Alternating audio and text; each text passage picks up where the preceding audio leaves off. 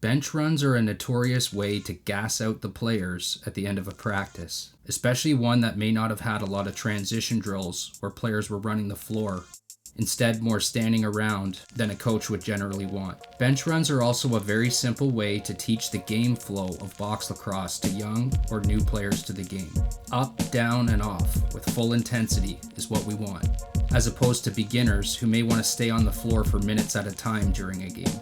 Variation number 1 mimics a regular shift. Start with 4 groups of a relatively even number of players, all on one bench, which is variation number 1A, with the first group sprinting and touching the crossbar on one net, then running all the way to the other end and touching the other crossbar, returning to the bench and entering through the opposite door that they left from.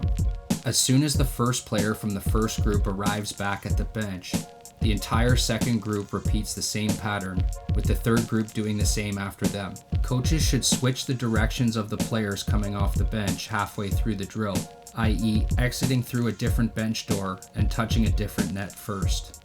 Advance to 3 groups of relatively even numbers participating, variation number 1B, which is important so players can experience the same 1-to-2 work-to-rest ratio that they would experience in a game. You should also take note of which players are struggling with their fitness. Also be aware of the integrity of the player's sprints, which if significantly reduced, is a good marker for drill duration. Variation number 2 replicates a quote, special endurance scenario, where a player in a game might be stuck on the floor and have to stay on the floor to cover reverse transition or take advantage of a fast break opportunity where they would normally be changing. This drill is the same orientation as the previous variations, except players now touch a third crossbar, which would be the first net that they touched, finishing the drill by running back into the original door they left out of.